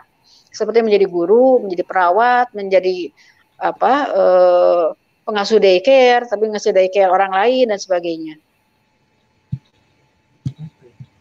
Baru tas juga saya Bun, ternyata dari UNDP sendiri ya ternyata yang menerapkan standar setara itu emang harus 50-50. Padahal kalau dalam kehidupan sehari misalnya mungkin yang kita sering lihat ya, saya sering lihat misalnya kan ada meme gitu atau misalnya gambar misalnya 3 orang adik kakak yang lagi nonton bola misalnya. Kalau misalnya setara itu sama ya yang si kecil pasti nggak akan bisa nonton ya karena kan misalnya dus buat dia bantu nontonnya itu setara jumlah dua-dua. Tapi kenyataannya kan setara itu artinya emang adil sesuai proporsinya kan. Dan ternyata malah UNDP pun dalam perspektif gender ini ternyata malah mereka menentukan gender itu emang ketiplek 50-50 ya Bu. Ya, jadi persoalannya adalah penggunaan indikator. Persoalan dasarnya itu adalah penggunaan indikator 50-50 dengan data terpilah. Sehingga ada Gender Development Index, ada Gender Empowerment Measurement. Kalau di antara dua konsep antara keadilan dan kesetaraan, mungkin keadilan itu lebih dekat karena keadilan tidak didefinisikan seperti itu, sesuai dengan proporsinya, sesuai dengan fitrahnya, itu bisa diterima lah gitu ya. Tapi kalau kesetaraan, maka equality itu disamakan dengan sameness, kesamaan. Nah, ini yang menjadi bermasalah, dan itu sudah rasanya sih sudah cukup banyak kritik tentang itu. Tapi karena PBB ini kemudian menjadi lembaga yang kemudian mengikat semua negara untuk mengikuti itu, terutama yang sudah meratifikasi dan menyampaikan laporan, kemudian ada penilaian, maka ini kemudian menjadi sangat mengikat dan diterjemahkan di dalam berbagai kebijakan di setiap negara. Jangan lupa bahwa sampai sekarang setelah ada ratifikasi CEDAW di PBB yang menjadi landasan untuk gerakan atau gender mainstreaming di seluruh negara di dunia, Amerika sampai sekarang belum meratifikasi CEDAW. Ya, jadi CEDAW itu diratifikasi tahun 79 oleh PBB, itu adalah dasar untuk gender mainstreaming. Karena menghilangkan kekerasan, salah satu bentuk kekerasan itu adalah ketika terjadi pembatasan dan ketidaksetaraan. Nah, 1 dari 6 negara itu adalah termasuk Amerika. Amerika sampai sekarang walaupun secara separatis masing-masing negara bagiannya itu telah melakukan gender mainstreaming, tapi sebagai negara dia belum meratifikasi CEDAW. Setelah 40 tahun itu diratifikasi oleh PBB. Dan organisasi dari civil society-nya yang pro-family di Amerika itu punya kekuatan yang bisa membuat senatnya tidak menyetujui itu, gitu ya. Dan mereka melakukan kajian, ternyata CEDAW itu banyak memberikan mudorotnya lah istilahnya ya, bahkan berbahaya bagi anak, berbahaya bagi hubungan suami istri yang sehat dan sebagainya. Itu di Amerika sendiri. Nah, jarang orang tahu itu. Jadi 1 dari 6 negara yang sampai sekarang udah 40 tahun itu diratifikasi oleh PBB, itu Amerika belum meratifikasi. Nah, Indonesia meratifikasi CEDAW tahun 84. Jadi menandatangani, kemudian meratifikasi dengan mengeluarkan Undang-Undang Nomor 7 tahun 84. Nah, jadi segala sesuatunya sekarang berdasarkan itulah kita harus mengikuti yang namanya gender mainstreaming itu. Akibatnya apa? Akibatnya adalah institusi keluarga menjadi ambigu. Di satu sisi dia adalah menganut tentang hierarkikal yang struktural fungsional, tapi di sisi lain kemudian gerakan penyadaran tentang gender mainstreaming itu menyadarkan para keluarga dan para perempuan bahwa mereka tidak berkualitas kalau tidak masuk sektor publik dan menghasilkan pendapatan. Nah, kemudian persoalannya adalah ketika anak ini tidak mendapatkan supporting staff, dukungan ya, ketika ayah ibu bekerja. Akibatnya kemudian banyak persoalan-persoalan yang menyebabkan bullying, anak menjadi nakal, anak kemudian melakukan free sex dan sebagainya. Dan masalahnya menjadi kemana-mana. Persoalan nikah dini itu kan betulnya persoalan karena pornografi, persoalan karena free sex. Jadi persoalan menikahkan anak di usia anak atau usia dini yang akibatkan ekonomi itu sebetulnya sedikit, tapi yang kemudian karena persoalan free-sex itu lebih besar. Artinya bahwa anak tidak bisa dikontrol lagi karena tidak ada lingkungan yang tidak memperoleh lingkungan yang kondusif untuk mereka tumbuh dan berkembang secara baik gitu ya. Nah, menarik, ternyata di kalangan di Amerika pun ternyata mereka tidak mengindahkan itu. Dan ya mungkin kalau misalnya kita sering dengar ya Bun, Amerika kiblatnya mereka lah gitu, misalnya buat kebebasan, terus juga kesetaraan gender. Kalau misalnya itu benar, buktinya ternyata di Amerika sampai sekarang pun pemimpin tertinggi mereka nggak pernah ada perempuan kan. Di sisi lain malah Indonesia pernah punya presiden wanita. Nah, kalau dari tadi misalnya studi-studi di luar negeri sendiri sebenarnya yang sering dibahas akademisi ya, dalam hal ini akademisi di bidang perempuan dan mungkin kaitannya dengan keluarga, itu gimana sih Bun yang paling dikritisi masa kesetaraan gender gitu bagi orang-orang yang ya tadi kan Bunda bilang sempat ada sebut ada dari kalangan feminis pun ada feminis yang radikal gitu. Itu gimana Bun kalau studi-studi luar negeri? Jadi memang kalau secara umum, kesalahan gender itu sudah bahasa umum sekarang ini. Sudah jadi bahasa umum karena memang sudah merupakan mainstreaming sekian lama gitu ya. Nah, namun melakukan cross national research ini saya rasa masih belum terlalu banyak. Tapi mungkin bisa dibedakan kebijakan-kebijakan antara beberapa negara kapitalis dan sosialis ya. Yang kemudian kalau seperti seperti para feminis di Amerika aja. Feminis di Amerika yang awal-awalnya adalah justru yang mendorong feminisme, sebagian diantaranya kemudian melakukan kajian dan melihat bahwa ternyata gerakan kebebasan perempuan yang mereka tuntut itu ternyata tidak membuat perempuan bahagia. Nah, beberapa buku dihasilkan oleh para feminis yang kemudian menjadi sadar bahwa gerakannya tidak menjadikan perempuan bahagia dan kemudian mereka melepas feminismenya itu. Sehingga kemudian mereka menghimbau kepada rekan-rekannya untuk tidak melakukan itu. Persoalannya setelah itu terjadi di Amerika ketika kemudian terjadi male backlash ya. Jadi para laki-laki kemudian karena melihat perempuan mengambil ranah mereka, kemudian bahkan para perempuan yang tidak ingin diperlakukan secara khusus, tidak ingin dibukakan pintu, tidak ingin ditraktir dan sebagainya, itu gerakan feminis saat itu. Nah, jadi kemudian laki-laki kemudian juga menarik perlakuan spesifik terhadap perempuan. Dan kemudian ketika jabatan-jabatan tertentu kemudian diambil oleh perempuan, terjadilah yang namanya male backlash itu. Itu ada bukunya yang cukup bagus, itu bukunya Susan Faludi ya tentang male backlash itu di Amerika. Jadi dia mendokumentasikan tentang itu. Dan ternyata gerakan perempuan saat itu ditunjukkan dari tingkat partisipasi angkatan kerja wanitanya. Jadi penaikan tingkat partisipasi angkatan kerja wanita ternyata meningkatkan perceraian 100%. Nah, itulah yang menjadi alasan dari para feminis yang awalnya adalah mendorong tentang kebebasan perempuan untuk kemudian mengkaji kembali bahwa ternyata gerakan yang mereka tuntut itu tidak membuat hidup mereka menjadi lebih baik gitu. Nah, tapi kemudian gerakan itu dibawa oleh seorang akademisi, seorang politisi ya ke UN. Nah, di UN lah kemudian dipromosikan, diadvokasikan ke berbagai negara. Itu melalui dikemas dengan suatu ratifikasi namanya ratifikasi CEDAW. Diratifikasi tahun 79, kemudian oleh berbagai negara diratifikasi, mengeluarkan undang-undang masing-masing dan menjadi dasar untuk melakukan gender mainstreaming. Ternyata ada juga ya akademisi yang dulunya feminis yang mungkin yang radikal ya, sampai nggak pingin dispesialkan lah bahasanya ya oleh laki-laki, ternyata kemudian akhirnya dari studi-studi yang mereka lakukan ternyata itu nggak membuat perempuan bahagia. Nah, bagaimana di Indonesia, Bun? Apakah ada dari kalangan feminis itu yang studi emang melakukan studi sendiri atau mereka ya bisa dibilang ya mohon maaf mungkin membeo doang gitu? Nah, saya belum memiliki hasil kajian yang mendalam tentang ini. Saya hanya mengikuti di permukaan, tapi karena mungkin dekat dengan pusat dan sebagainya, saya hanya melihat dan mengamati.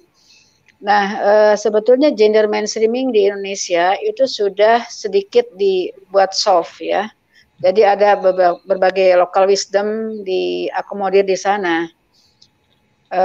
Pendefinisian juga kadang-kadang lebih soft sesuai dengan nilai-nilai yang ada.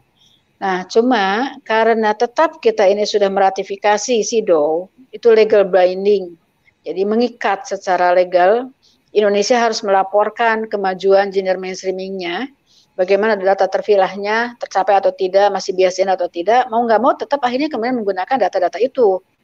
Sehingga kemudian dorongannya adalah yang paling membedakan gapnya ya gitu antara laki-laki dan perempuan itu adalah di sektor ekonomi. Sehingga kemudian bagaimana memberikan penyadaran agar perempuan itu berkiprah di ekonomi itu menjadi sangat kuat di Indonesia. Karena tuntutan tadi gitu ya, tuntutan untuk menunjukkan data terpilah 50-50 itu.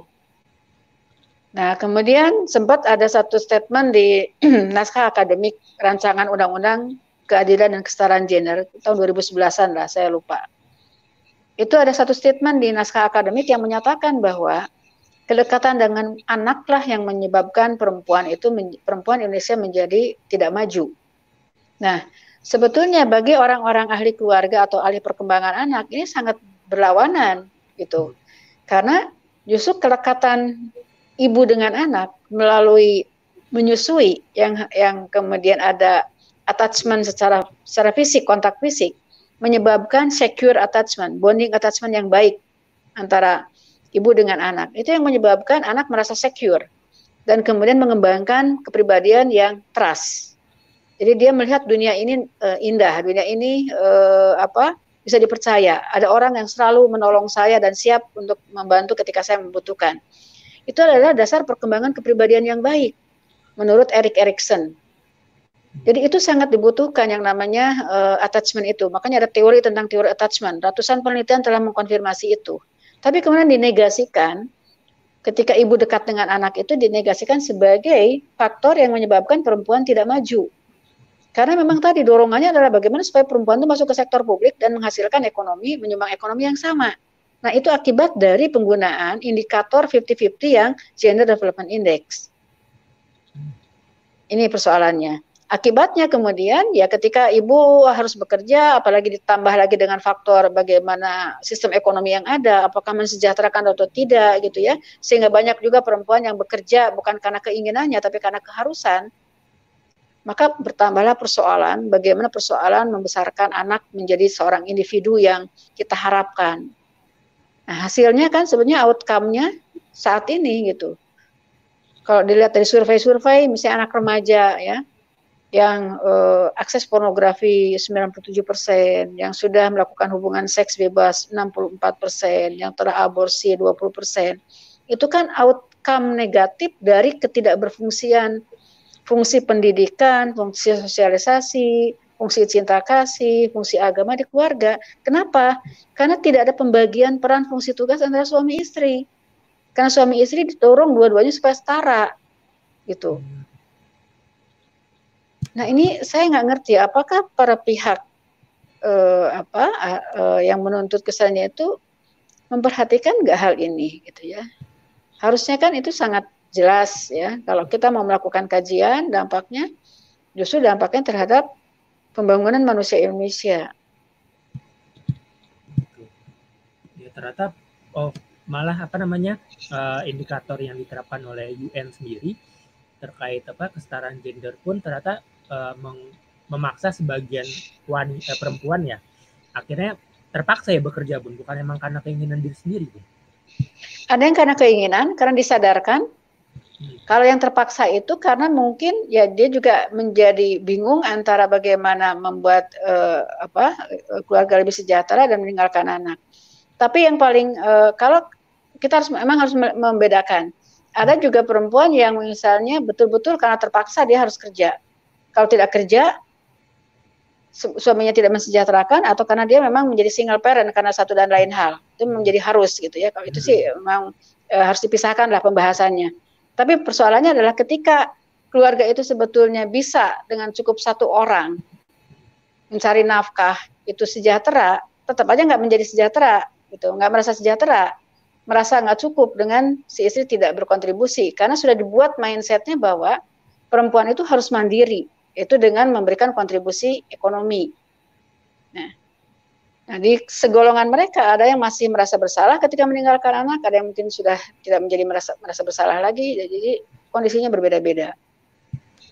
Intinya sebetulnya gini, bukan melarang istri bekerja.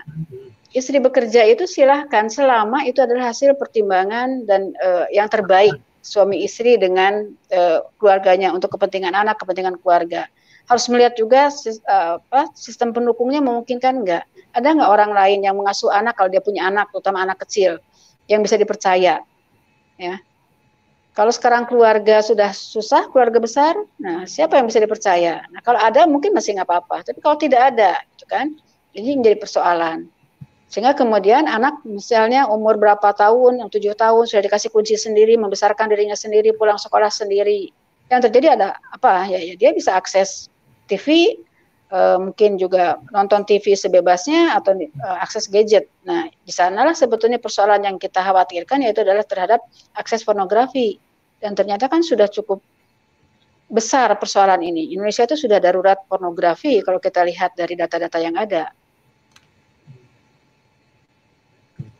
Ya, jadi masalah perempuan ini sebenarnya yang perlu dikritisi atau mungkin ya dicermati oleh para feminis sebenarnya apa, Bun? Apakah ya kalau misalnya tadi ya balik lagi kalau misalnya setara itu pun sebenarnya dari dulu pun ya dari zaman dahulu gitu, baik itu di Indonesia maupun dari ajaran agama pun kan sebenarnya memang tadi ya emang memuliakan wanita, memuliakan perempuan gitu. Bagaimana ya kemudian apa namanya ada istilah gitu atau kata-kata mutiara surga itu di bawah telapak kaki ibu, dan apa namanya mungkin dan Nabi pun kan memuliakan wanita 3 kali gitu di atas laki-laki. Iya, ibu ya. Nah, kalau Bunda ngelihat sebenarnya apa yang perlu para feminis inilah sebenarnya perlu dikritisi sebenarnya, melebihi dari apa selama ini mereka dengungkan masalah kesetaraan gender yang sebenarnya bagi mereka pun ya mungkin ya tadi ya di Amerika pun aksi atau mungkin suara terhadap kesetaraan gender pun ternyata tidak membahagiakan perempuan itu sendiri. Jadi apa sebenarnya yang perlu dicermati dan mereka kritisi sebenarnya? Kalau yang saya analisis, ya jadi kembali yang disebut dengan saya tidak melihat feminis itu menggunakan satu terminologi kemuliaan. Mereka nggak kenal. Yang dikenal adalah kekuasaan dan materi. Jadi orang yang bisa akses materi lah yang bisa mandiri, yang bisa menentukan. Orang yang bisa punya jabatan kekuasaan lah yang bisa kemudian menentukan. Karena memang berangkat dari satu asumsi bahwa perempuan itu selalu termarginalkan, perempuan itu selalu terdiskriminasi, perempuan itu selalu bahkan terpuruk dan sebagainya. Bahwa ada satu masa di mana perempuan seperti itu, saya percaya, saya tahu datanya itu. Tapi kan bukan berarti laki-laki menyebabkan atau menuduh laki-laki selalu dalam posisi mendiskriminasi perempuan. Ketika misalnya keluarga miskin, perempuannya terpuruk, ya sebetulnya laki-lakinya juga terpuruk kan gitu. Nah, dengan asumsi yang terus di-maintain, walaupun kondisi sudah berubah, maka akan selalu disadarkan bahwa perempuan itu dalam kondisi tertindas, termarginalkan kalau tidak bisa akses ekonomi dan kekuasaan. Sehingga yang didorong adalah bagaimana mengakses itu. Jadi kalau misalnya ada faktor-faktor internal perempuan karena nature femininnya ingin melakukan fungsi-fungsi yang lain, maka itu harus dilawan gitu. Jadi harus dihilangkan kemudian masuk ke dunia maskulin untuk kemudian sama-sama mengisi ruang itu. Karena memang tidak mengakui adanya perbedaan keragaman peran fungsi tugas di dalam kehidupan. Jadi yang lebih dipentingkan adalah ya kekuasaan, kemudian materi gitu. Itulah yang menyebabkan perempuan itu eksis, itulah yang menyebabkan perempuan bisa setara dengan laki-laki. Nah, padahal di dalam hidup kan tidak bisa begitu. Jadi orang kesetaraan gender ini bisa 50-50. Jadi semua aspek kehidupan kalau dalam keluarga itu harus dibagi dua antara suami dan istri. Apakah ada bentuk kehidupan yang betul-betul bisa dibagi dua? Mengasuh setengah-setengah, sekian jam, mencari nafkah sekian jam. Ada nggak? Dalam kehidupannya kan nggak begitu. Dalam kehidupan kan semuanya saling menguatkan, saling mengisi, saling melengkapi. Dan itu tidak menyebabkan kalau misalnya si laki-laki sebagai kepala keluarga yang menjadi pencari nafkah utama, itu otomatis menjadi orang yang lebih mulia. Justru dia memiliki amanat, memiliki menanggung beban, tanggung jawab yang lebih besar. Sama dengan si ibu juga yang menanggung juga hal yang lainnya yang lebih besar, saling melengkapi. Nah, jadi tidak mengakui tentang keragaman inilah yang menjadi akarnya. Tidak mengakui bahwa laki-laki dan perempuan itu berbeda secara biologis, yang menyebabkan juga konsekuensi terhadap fungsi sosial itu tidak mereka kenal. Jadi dia berangkat dari pernyataan bahwa ya lingkunganlah yang menjadikan seorang itu perempuan. Jadi bukan karena biologisnya bahwa dia bisa menstruasi, bisa melahirkan, bisa menyusui yang berbeda dengan laki-laki, itu tidak diakui. Dan justru sebenarnya tidak adil ketika si perempuan bisa mengandung, menstruasi, melahirkan menyusui, tapi kemudian dituntut yang sama seperti laki-laki, kan justru malah nggak adil sebetulnya. Nah, jadi mereka tidak mengenal adanya bahwa perbedaan itu punya konsekuensi terhadap kehidupan sosial. Itu persoalannya. Iya. Oke, nah apakah kemudian ini ada kaitannya nggak Bun? Ya mungkin kalau dari studi dan diskusi yang Bunda Elis dan komunitas-komunitas yang concern terhadap isu keluarga ini, ada kaitannya nggak terhadap penyimpangan seksual? Kemudian ya karena wanita pun emang mereka pengen berbeda gitu misalnya. Maksudnya pengen setara apa-apa sama, dan ya tadi ada juga mungkin yang ekstrim ya bilang ya kenapa tidak laki-laki saja yang mengandung dan sebagainya gitu. Apa kemudian ini bisa menjadi implikasi kemudian ya akhirnya ya penyimpangan baik itu seks maupun yang lain gitu. Ya kalau dilihat dari dokumentasi dan beberapa dokumentasi terbatas ya dari majalah, dari ini dan beberapa buku gitu ya. Di feminis radikal terutama itu feminis yang menyalahkan bahwa karena tubuh perempuan lah yang menyebabkan kemudian perempuan itu terdiskriminasi.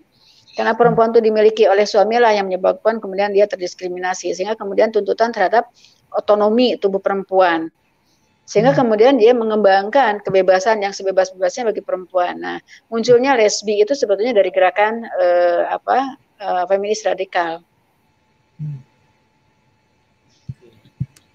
Nah, apakah kemudian ini juga berimplikasi kepada laki-laki juga, Bun? Kalau dari studi dan yang kita di dokumen? Kalau laki-laki mungkin agak beda. Kalau laki-laki memang dari perkembangan yang ada dari penyimpangan seksual, terutama karena persoalan-persoalan pelampiasan, kemudian juga ada perkembangan-perkembangan tertentu yang sedemikian rupa kemudian menyebabkan ada perubahan orientasi seksual. Yang saya dengar kalau di perempuan terutama di lesbi itu memang gerakan feminisnya, tapi kalau dari laki-laki gerakan tentang laki-laki untuk membalas perempuan sehingga kemudian menjadi gay itu saya belum pernah memperoleh informasi ataupun dokumentasi yang menyatakan seperti itu. Atau malah mungkin kalau penyimpangannya itu ke laki-laki malah mungkin kaitannya terhadap keluarga ya Bun, kekosongan figur misalnya. Ya, itu kekosongan figur, persoalan kekecewaan, crack di masa kecil dan sebagainya, itu lebih ke arah sana. Oke, nah udah lumayan panjang ya. Sebenarnya menarik Bun bahas masalah ini, karena kalau saya pribadi ya mungkin kalau melihat ya menyimak gitu masalah kesetaraan gender atau isu bagaimana sebagian feminis itu emang menyuarakan pengen setara sama rata gitu, apalagi tadi ya pengennya tuh emang harus 50-50 gitu. Tapi di sisi lain ternyata mungkin bagi sebagian pria gitu, sebagian laki-laki ternyata ada juga diskriminasi gitu terhadap laki-laki. Ya, misalnya ya mungkin beberapa waktu yang lalu yang sempat ramai bagaimana kemudian ketika laki-laki melecehkan baik secara verbal maupun yang lain gitu terhadap wanita, itu dianggap parah banget lah gitu, bejat. Tapi kemudian ketika perempuan yang melakukan hal yang sebaliknya gitu terhadap laki-laki, misalnya melihat laki-laki yang mungkin badannya bagus atau mungkin menarik dan sebagainya, kemudian yang kemarin kan sempat ramai ya Bun ya, ya mohon maaf misalnya bilangnya rahimku hangat dan sebagainya, itu bagi mereka sah-sah saja gitu.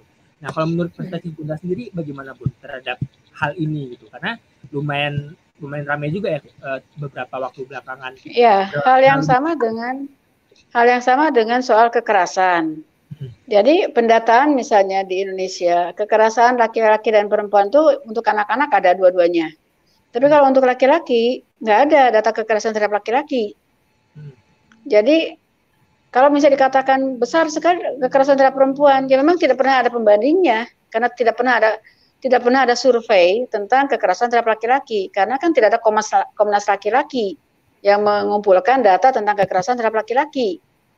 Yang ada Komnas Perempuan mengumpulkan data kekerasan terhadap perempuan. Nah, sementara laki-laki ketika dia tidak melapor, dia tidak ataupun kalaupun melapor karena tidak ada yang mendata, ya tidak juga ada datanya. Seakan-akan bahwa laki-laki selalu melakukan kekerasan dan perempuan tidak pernah melakukan kekerasan, dan perempuan kemudian selalu jadi korban. Padahal dalam prakteknya ada juga perempuan yang juga melakukan kekerasan terhadap laki-laki. Mungkin jumlahnya memang lebih banyak perempuan sebagai korban dari kekerasan fisik laki-laki, tapi mungkin bahwa yang dipercaya oleh masyarakat, laki-laki juga bisa menjadi korban dari kekerasan verbal perempuan. Tapi kan persoalannya tidak pernah ada data.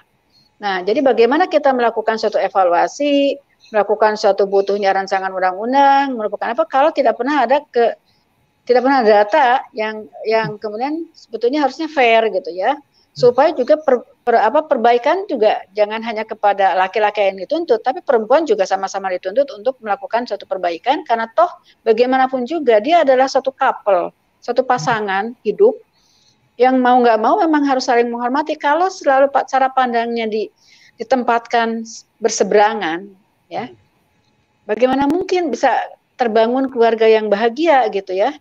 Kalau perempuan disadarkan tentang haknya, kemudian bahwa laki-laki itu selalu bahwa kemungkinan menindas dan sebagainya, padahal dia dalam satu institusi yang paling intim di keluarga, itu maka peluang untuk terjadi konflik dan sebagainya dan perceraian menjadi semakin besar. Itulah sebetulnya alasan kenapa rancangan undang-undang penghapusan kekerasan seksual itu tidak mengakomodir ya masalah hubungan laki-laki dan perempuan di keluarga, tapi mengatur tentang perilaku seksual antara laki-laki dan perempuan termasuk di keluarga, tapi tidak pernah mengakomodir kepentingan keluarga sebagai satu sistem. Ya, jadi ya tadi ya kalau misalnya bahas masalah itu ya menarik ternyata ya karena studinya nggak ada, kemudian ya dianggap itu nggak ada gitu. Dan kalau misalnya dibandingkan dengan negara lain gimana Bun? Misalnya fenomena yang tadi sempat saya bilang, masalah ternyata perempuan pun tidak sedikit gitu yang melakukan abuse secara verbal gitu misalnya terhadap laki-laki. Laporan-laporan terpisah ada, di kajian-kajian ada. Tapi kalau menjadi data resmi negara, saya belum tahu deh. Karena di Indonesia nggak ada. Tapi kalau anak laki-laki ada. Ternyata anak laki-laki itu menjadi korban kekerasan lebih tinggi loh daripada anak perempuan. Jadi kalau totalnya secara verbal maupun non verbal, semua itu 37%, kemudian perempuan sekian 20%-an gitu.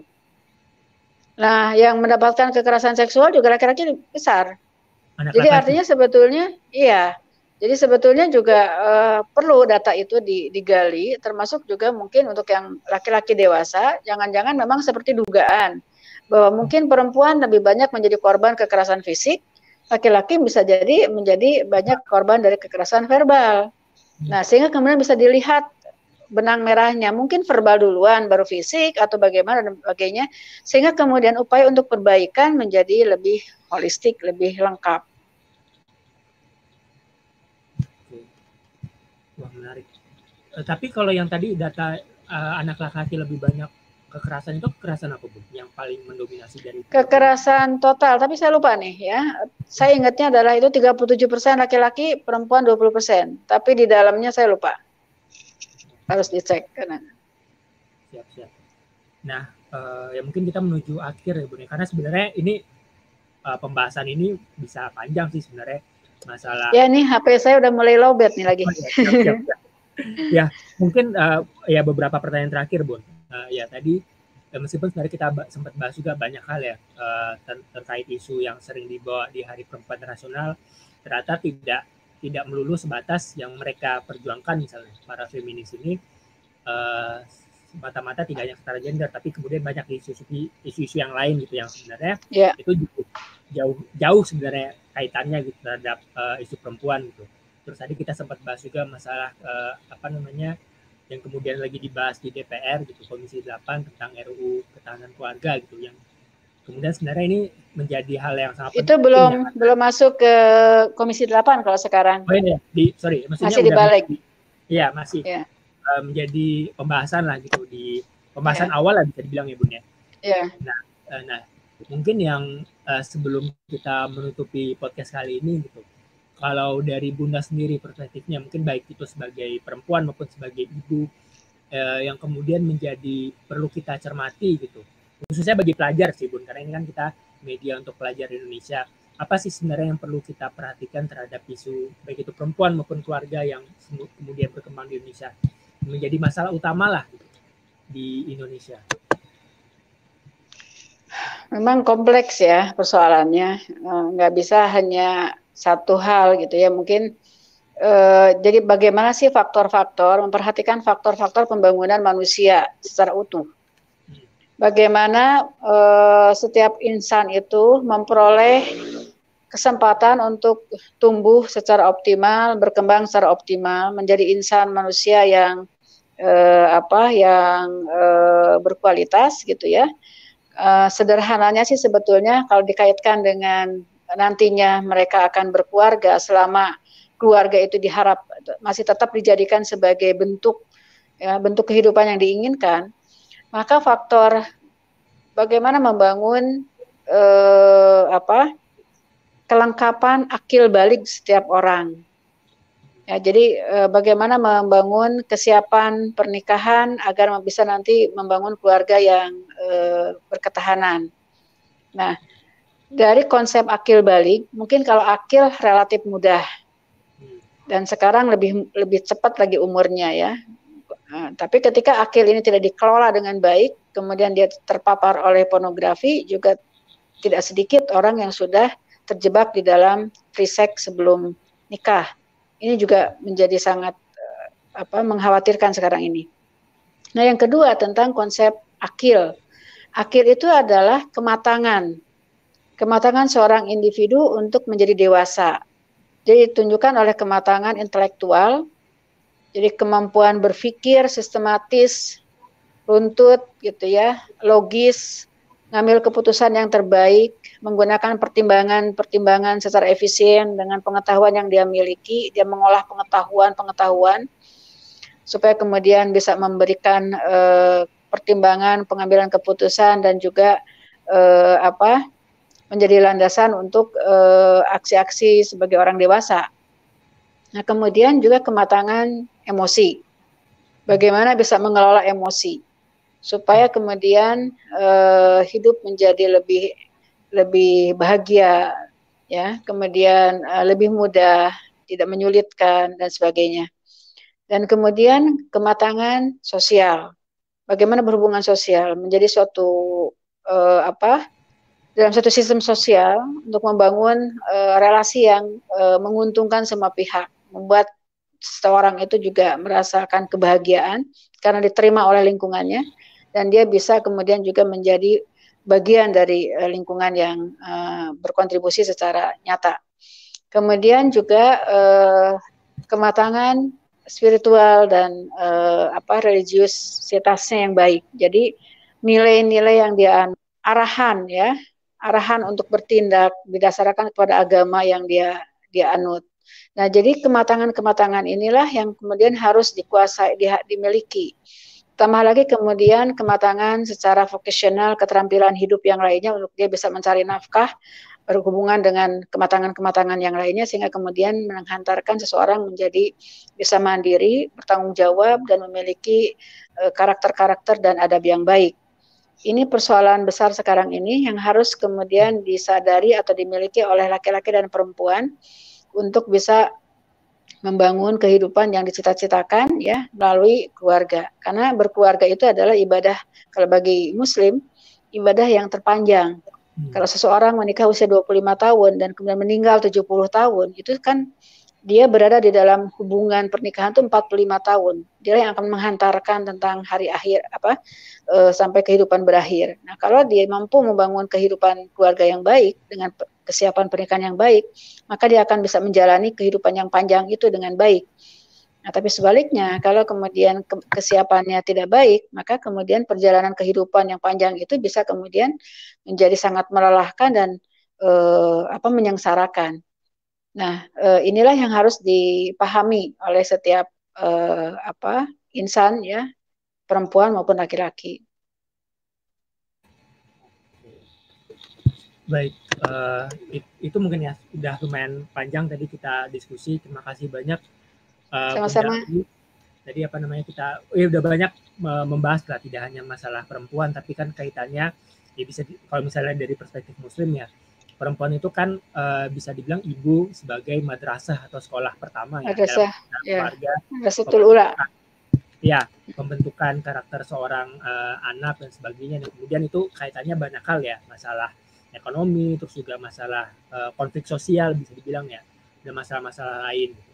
Nah, jadi ini menjadi concern kita juga sebenarnya, tidak hanya sesama perempuan, tapi juga laki-laki juga perlu tahu lah gitu berbagai isu yang berkaitan dengan perempuan, karena kaitannya kan juga terhadap pembangunan Pasti, keluarga. karena akan berinteraksi terus.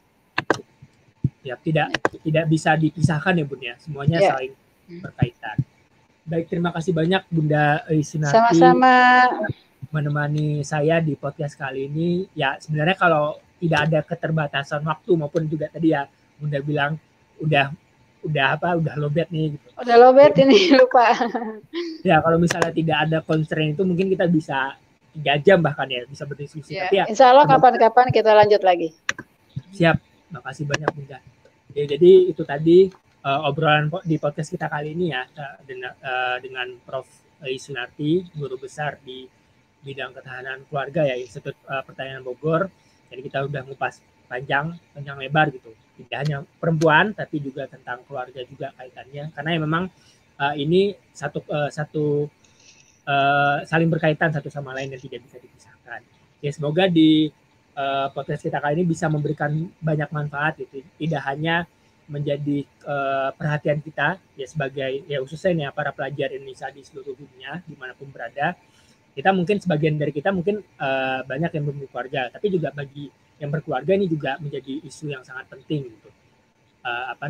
Terhadap isu-isu perempuan dan juga isu keluarga, karena banyak sekali mungkin ya berita-berita miris ya Bun. Ya tadi sempat disinggung masalah bagaimana anak usia 15 tahun itu bisa tanpa merasa bersalah, tanpa menyesal bisa membunuh anak yang jauh lebih kecil dibandingnya 5 tahun yang mungkin belum tahu apa-apa gitu. Dan itu mungkin berkaitan dengan tadi yang kita bahas selama ini. Itu saja obrolan kita di podcast kali ini tentang ya bisa bilang bersempena dengan Hari Perempuan Internasional yang bertepatan di 8 Maret yang lalu. Ya, semoga obrolan-obrolan kami tadi saya dan Bunda Ais bisa bermanfaat dan menjadi ya banyak pelajaran yang bisa diambil. Sekali lagi terima kasih banyak Bunda Ais. Sama-sama, terima kasih. Nah, semoga di kondisi-kondisi saat ini tidak hanya masalah corona ya, tapi masalah-masalah lain juga bisa tertangani dengan baik gitu. Karena masalah sosial ini juga sebenarnya bisa berimplikasi banyak ya. Baik, itu saja dari saya Ramarzana sebagai host kali ini. Simak terus video-video menarik kami dengan berlangganan channel YouTube PPI TV. Itu saja PPI TV dari pelajar untuk pelajar. Terima kasih banyak Bunda. Sama-sama. PPI TV Podcast. PPI TV Podcast.